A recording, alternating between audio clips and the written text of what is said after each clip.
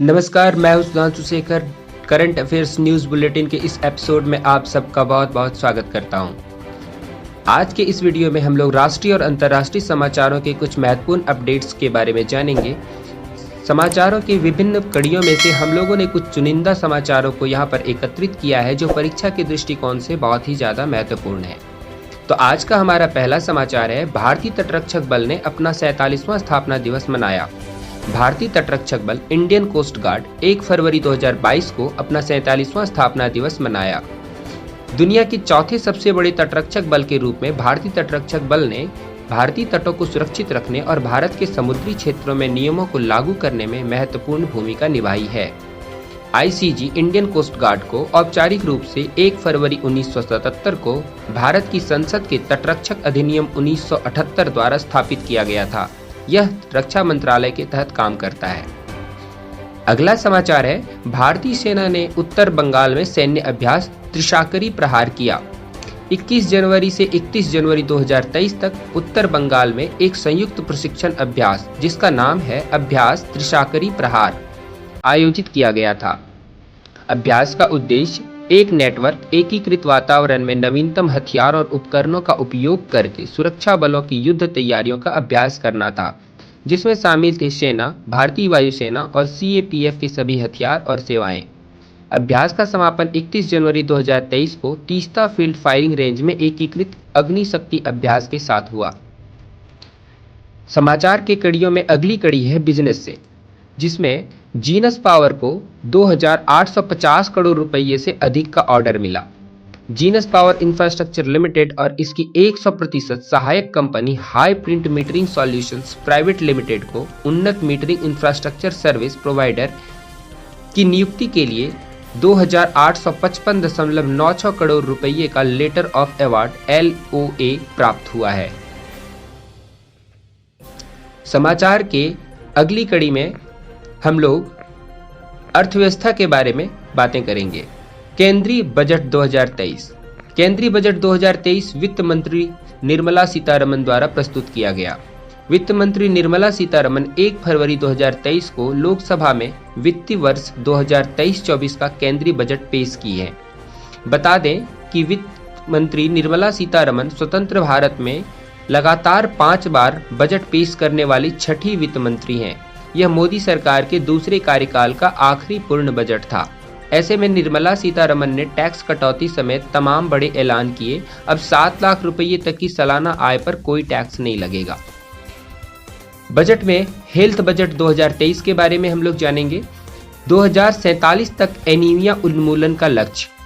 Budget 2023-24 में स्वास्थ्य क्षेत्र में सुधार को लेकर विशेषज्ञों में बड़ी आशा है। बजट पेश करते हुए केंद्रीय वित्त मंत्री निर्मला सीतारमन ने बड़ी घोषणा करते हुए साल 2047 तक देश को एनीमिया मुक्त रखने का लक्ष्य रखा है। वित्त मंत्री ने कहा कि इसके अलावा मुख्य स्थानों पर 157 नए नर्सिंग कॉलेज स्थापित किए जाएंगे। एनीमिया भारत में वर्षों से गंभीर स्वास्थ्य समस्या कारक स्थिति रही है। महिलाओं में इसका खतरा अधिक देखा जाता है। यूनियन बजट 2023 पूंजीगत व्यय को 33% बढ़ाकर 10 लाख करोड़ रुपये किया जाएगा। केंद्रीय वित्त मंत्री निर्मला सीतारमन ने कहा है कि केंद्र सरकार फाइनेंशियल ईयर 2023-24 के लिए पूंजीगत व्यय को बढ़ाकर 10 लाख करोड़ रुपये करेगी। उन्होंने अपने बजट 2023 के भाषण में कहा है कि पीएम आवास परियोजना के परिव्यय यानी खर्च को 66% से बढ़ाकर 79,000 करोड़ रुपये कर दिया जाएगा। सरकार ने कार्यान्वयन के लिए 100 महत्वपूर्ण परिवहन इंफ्रास्ट्रक्चर परियोजनाओं की भी पहचान की है।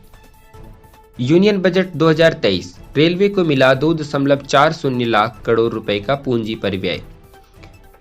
वित्त मंत्री ने रेलवे के लिए 2.40 लाख करोड़ आवंटित किए हैं। वित्त मंत्री निर्मला सीतारमन ने कहा है कि बजट में रेलवे के लिए 2.40 लाख करोड़ रुपए के पूंजीगत परिव्यय का प्रावधान किया गया है।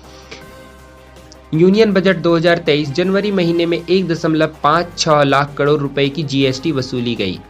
वित्त मंत्रालय ने 31 जनवरी 2023 को जनवरी महीने के जीएसटी कलेक्शन के आंकड़े जारी किए। 31 जनवरी के शाम 5 बजे तक के आंकड़ों के अनुसार 1,55,922 करोड़ रुपये जीएसटी का संग्रह हुआ है।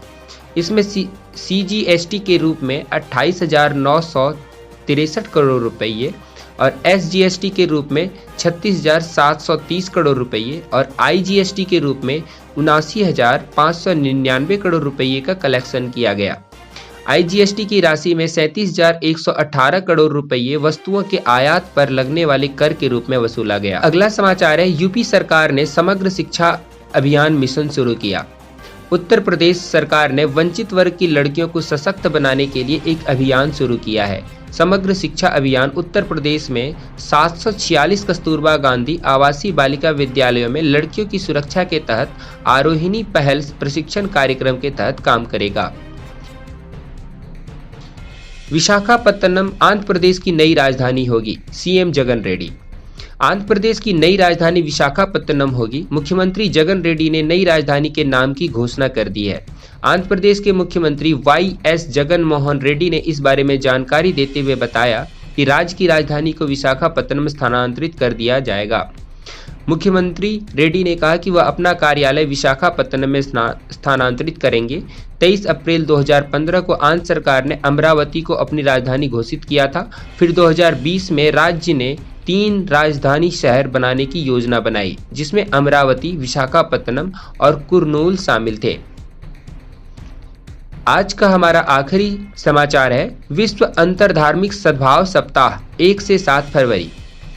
हर साल फरवरी के पहले सप्ताह में 1 फरवरी से 7 फरवरी तक लोग वर्ल्ड इंटरफेथ हार्मनी वीक विश्व अंतरधार्मिक सद्भाव सप्ताह मनाते हैं। यह विचार संयुक्त राष्ट्र महासभा के एक प्रस्ताव से आया है, जो धर्मों के बीच शांति के विश्वव्यापी उत्सव का आह्वान करता है। 2010 में जॉर्डन के HM किंग अब्दुल्ला द्वितीय और HRH प्रिंस गाजी बिन मोहम्मद ने वर्ल्ड इंटरफेथ हार्मनी वीक की शुरुआत की। सप्ताह भर चलने वाले उत्सव का लक्ष्य लोगों को एक साथ लाना है, वे किसी भी धर्म का पालन करें। तो आज के इन समाचार की कड़ियों में हम लोगों ने देखा कि कुछ महत्वपूर्ण और चुनिंदा प्रश्न, जहां से कुछ महत्वपूर्ण सवाल बनाए जा सकते हैं, जो परीक्षा के दृष्टिकोण से सभी परीक्षाओं के लिए अनिवार्य या महत्वपूर्ण हो सकते हैं। लगभग सभी परीक्षाओं में करंट अफेयर्स का एक बड़ा रोल होता है। तो इसको समझते हुए हम लोग करंट अफेयर्स के न्यूज़ अपडेट को रेगुलर जारी रखेंगे और आप भी हमारे न्यूज़ चैनल से न्यूज़ अपडेट से जुड़े रहिए, ताकि आपको भी कम समय में सारी न्यूज़, जो इम्पॉर्टेंट न्यूज़ हैं, उसका संग्रह एक जगह पर मिल जाए। लेंगे अगले न्यूज़ में। आज के लिए बस इतना ही। तब तक के लिए जय हिंद।